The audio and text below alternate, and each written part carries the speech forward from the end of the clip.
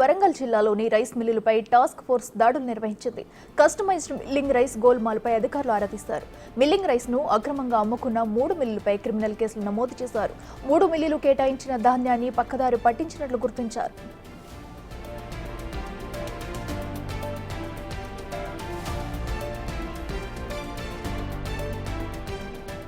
మహబూబాబాద్ జిల్లాలోని మాజీ మంత్రి రెడ్యా నాయక్కు చెందిన లక్ష్మీపార బాయిల్డ్ రైస్ మిల్, హనుమకొండ జిల్లాలోని నారాయణ ఆగ్రో ఇండస్ట్రీస్, ఎల్కతుర్తి మండలంలోని శ్రీ బాలాజీ ఇండస్ట్రీస్లపై క్రిమినల్ కేసులు నమోదయ్యాయి. 12 కోట్ల విలువైన ధాన్యాన్ని అక్రమంగా మిల్లు యజమానులు అమ్ముకున్నట్టు తేలింది. 2022-23 రబీ సీజన్ల వీళ్లకు 62,578 క్వింటాల ధాన్యం ఇచ్చాం. దాన్ని మిల్లింగ్ చేసి ఇవ్వాలంటే మనకు 42,553 క్వింటాల బియ్యం మళ్ళీ తిరిగి పెట్టాలి. దీంట్లో వాళ్ళు పెట్టింది ఏంటంటే 24,336 క్వింటాల బియ్యం మాత్రం పెట్టారు. ఇంకా బ్యాలెన్స్ పెట్టాల్సింది 18,216 క్వింటాలు ఉండేది. అది పెట్టలేదు. ఆ తర్వాత ఇది ఆపడం జరిగింది. అయితే దీనికి సంబంధించిన ప్యాడీ మాకు ఎంత ఉండాలంటే 26,784 క్వింటాల ధాన్యం ఉండాలి. కానీ ఇప్పుడు మీరు చూశారు ఇక్కడ రైస్ మిల్లో ఎక్కడ ఒక గింజ బియ్యం వడ్డు కూడా లేదు, ధాన్యం లేదు, పూర్తిగా పోయింది. అది సుమారుగా బ్యాగులో కన్వర్ట్ చేసినట్లయితే 66,970 బస్తాల వరి ధాన్యము ఈ రైస్ మిల్లో లేదు. దాన్ని ఇప్పుడు మేము ఎకనామిక్ కాస్ట్ ప్రకారంగా అప్పుడు మేము ఫార్మర్స్కి పెట్టినటువంటి గవర్నమెంట్ ఇచ్చినటువంటి రేటుకి ఎకనామిక్ కాస్ట్ కలిపినట్లయితే దాన్ని పూర్తిగా 6,49,33,000 రూపాయల వర్త్.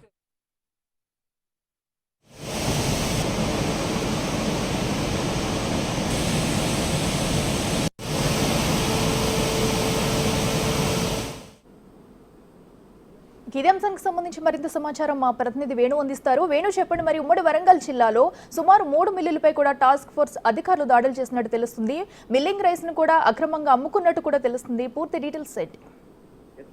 గత కొద్ది రోజుల నుంచి రబీ సీజన్ సంబంధించి ధాన్యం కొనుగోలు చేసిన మిల్లులు ఆ ధాన్యాన్ని పూర్తిగా బియ్యం రైస్ గా మార్చి ఎఫ్సీఐకి అందించాల్సింది. కానీ ఆ గడువు పెంచినప్పుడు కూడా ఇప్పటి వరకు ప్రభుత్వానికి ఆ రైస్ అందించకపోవడంతో టాస్క్ ఫోర్స్ అధికారులు, సివిల్ సప్లై అధికారులు సంయుక్తంగా కూడా 3 మిల్లులు, ఉమ్మడి జిల్లాకు సంబంధించిన హన్మకొండ 2 మిల్లులు, మహబూబాద్ లోని ఓ మిల్లుపై అనూహ్యంగా దాడులు నిర్వహించారు. అయితే ఆ రైస్ కు సంబంధించిన డీటెయిల్స్ అన్ని కూడా ఇన్వార్డ్ లో చెక్ చేయగా వాళ్లకు ధాన్యం ప్రభుత్వం కొనుగోలు కేంద్రాల ద్వారా ధాన్యం పంపినప్పటికీ కూడా వాళ్ళు తిరిగి ఆ యొక్క వడ్లను పూర్తిగా మిల్లుగా రైస్ గా మార్చి తిరిగి ప్రభుత్వానికి చెల్లించడానికి అక్కడ నిల్వలు లేవు. దాంతో పాటుగా ఇదంతా బయటి వ్యక్తులకు ఎక్కువ ధరకు అమ్ముకున్నట్లు కూడా అధికారులు గుర్తించి వెంటనే క్రిమినల్ కేసులు నమోదు చేయాలంటూ కూడా స్థానిక పోలీస్ స్టేషన్లకు వీళ్ళు ఫిర్యాదు చేయడంతో 3 మిల్లులపై కూడా క్రిమినల్ కేసులు. ఇందులో ప్రధానంగా మహబూబాద్ జిల్లాకు సంబంధించి మాజీ మంత్రి రెడ్డి నాయక్ పేరుతో నడుస్తున్నటువంటి లక్ష్మీ మిల్లుతో దాదాపు 6.5 కోట్లకు పైగా విలువ చేసినటువంటి ధాన్యాన్ని కూడా వాళ్ళంతా బ్లాక్ మార్కెట్ లో అమ్ముకున్నట్లు కూడా గుర్తించారు. ఇక హన్మకొండకు సంబంధించి నారాయణ ఆగ్రో ఇండస్ట్రీస్, అదేవిధంగా